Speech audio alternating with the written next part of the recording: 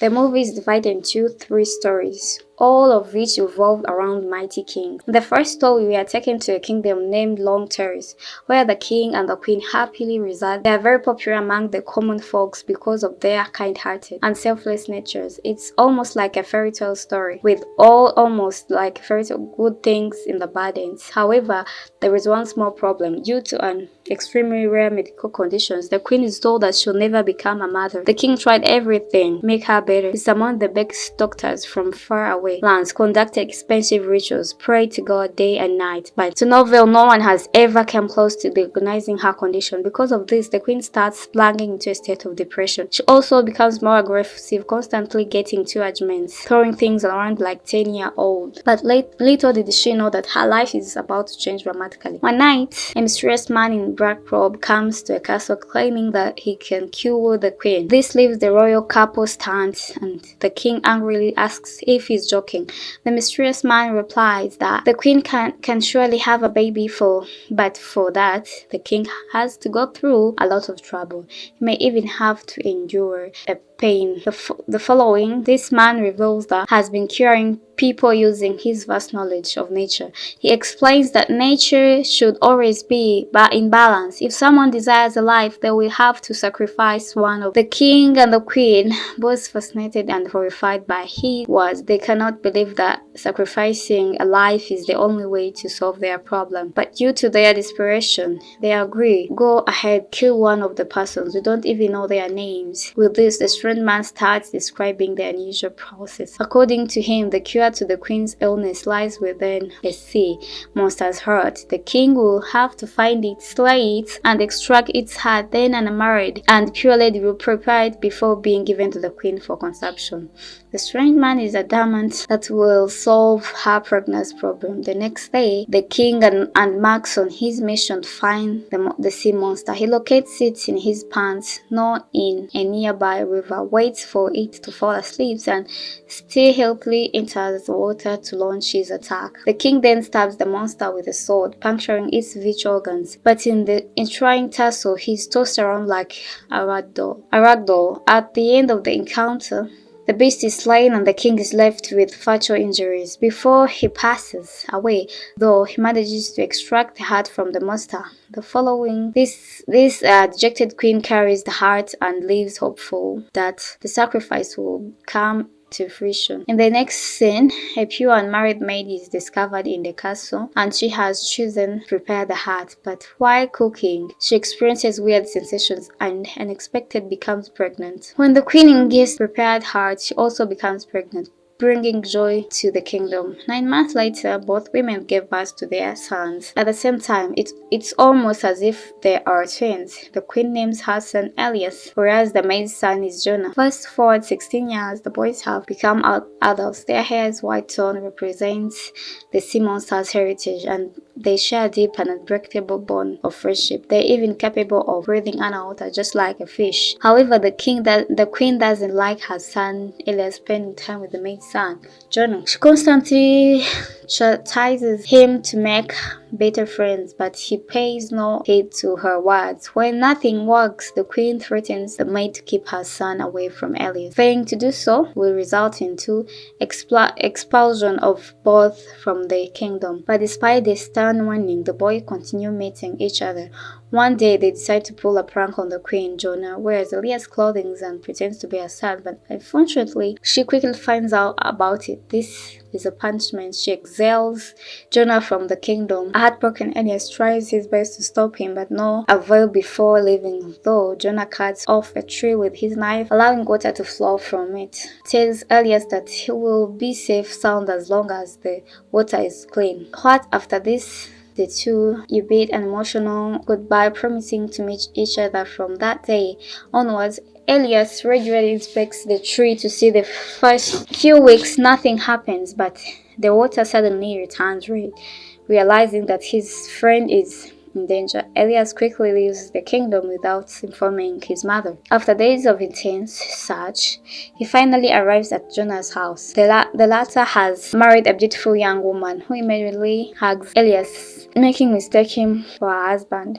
However, the prince reveals that he is a different person. She becomes upset. The woman then explains Jonah ventured deep into the forest 5 days ago and has not returned since. Worried that something might have happened to his best friend, Elias immediately sets off to look for him. On the other hand, with her only son missing, the queen visits the strange man once again seeking help, but even this time he tells the same thing. In order to save a life, she must sacrifice one. Without any other options, she accepts the terms. Meanwhile, Jonah is stranded in a dark cave, injured and scared. It is revealed that a flying creature is after him. Just when we think the boy is about to be killed, Elias arrives at the scene and fights off the creature with his sword. He even manages to kill it using his bravery. And the Veda, however, in shocking turn of events, it is shown that the creature was actually his own mother. She sacrificed herself for the sake of her son. In the last scene, the two return to their kingdom and Elias finally ascends to the throne, ready to lead their people into a new era. Following this, the second story begins and we are introduced to an extremely lustful and arrogant king. He is always surrounded by ladies and booze, completely carefree about what is happening in his kingdom. The one thing he is missing is a loving wife and some dignity, which shouldn't be too hard to find considering his enormous influence and fortune. Then we are introduced to elderly sisters who reside in close proximity to the palace despite their advanced age and solitary existence. Their voices sound strikingly youthful and pleasing to ear. One of the sisters, Dora, is a cunning and self-centered woman, while the other, Emma, is frank and sincere, and her demeanor sisters rarely venture out of their houses and remain unmarried, seemingly content to live out the remaining years in seclusion. One morning, as Dora is singing, the king hears her voice and instantly falls in love with her. He has never heard anyone sing so beautiful. "Ah, you go home, king, you're drunk."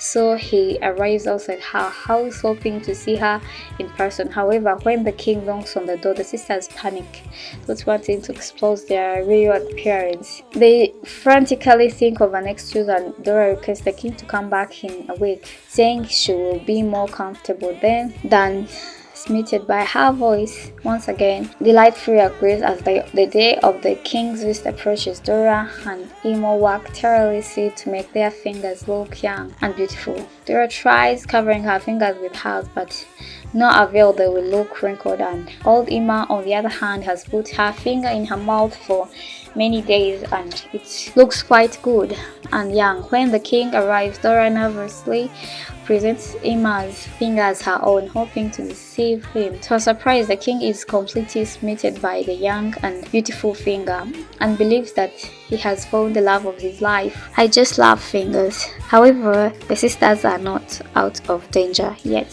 If the king discovers the truth, they will surely face their consequences.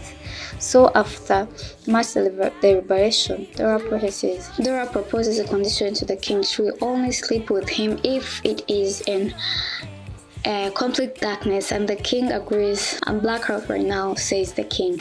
The scene Emma brings tightening Dora's body with glue, hoping to make her appear like a young girl. Once again, at midnight, a guard from the palace arrives in the darkness and takes Dora away. The king sleeps with her and had a great time, unaware of the deception, but in the morning, when he finally learns of the truth, he angrily orders his guards to throw Dora out of the window. Fortunately, luck is on her side and she survives the fall by getting stuck in a tree. After a while, something magical happens. A witch approaches Dora and transforms her into a stunning young lady with long, luxurious hair. The following day, as the king is hunting in the woods, he spots the beautiful version of Dora and gets captivated by her. Once again, he believes that he has found love of his life, so he brings her to his castle, intending to make her the queen. On the wedding day, Emma is also invited, and as soon as she notes her youthful sister, she is taken back. She inquires how it can be postpone, to which Laura jokingly replies that she peeled off her old skin. Unfortunately, Imo believes this to be true, so she seeks out an ironsmith to remove her own skin in exchange for a necklace. The latter obliges without any hesitation, and he brutally carries out the procedure in the woods.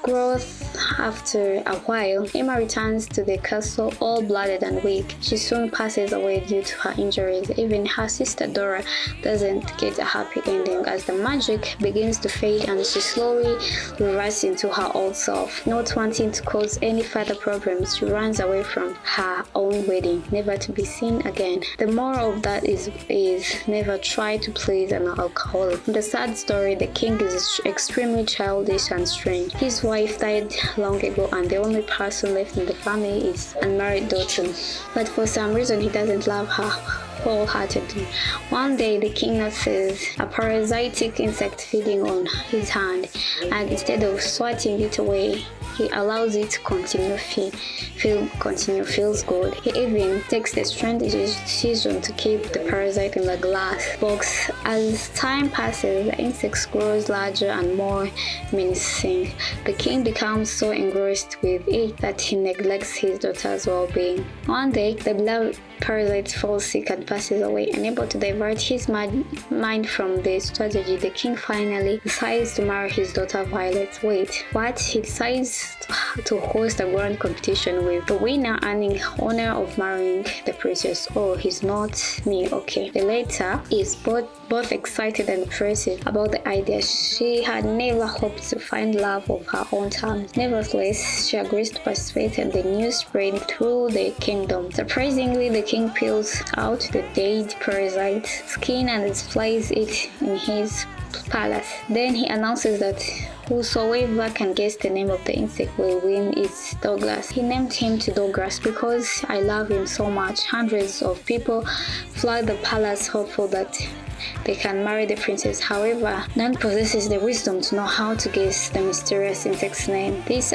upsets the king just when it appears as if his daughter will remain a bachelor. Some steps up, an ogre arrives at the castle and guesses the insect's name correctly. Realizing that she has to marry an ugly beast, Violet tries to commit the unthinkable, but her father quickly calms her down and convinces to go through with it. Following this, the ogre takes Violet to his abode, which is a cave high up in the mountains. He feeds her nothing but raw meat and keeps her confined all the time. But one day, while he's out hunting, Violet sees a woman on the adjacent mountain and becomes happy. She explains her situation and begs for help. The woman promises to return with a backup. The next day, she returns with her family and successfully rescues Violet. However, along the way, the giant ogre catch up to them and brutally pounds the family one by one. He then takes Violet to a cave and hugs her passionately. But when the ogre is distracted, she takes out a knife and kills him once and for all. On the final scene, a bloody violence returns to the castle with the ogre's head in the hand. The sight terrifies everyone, and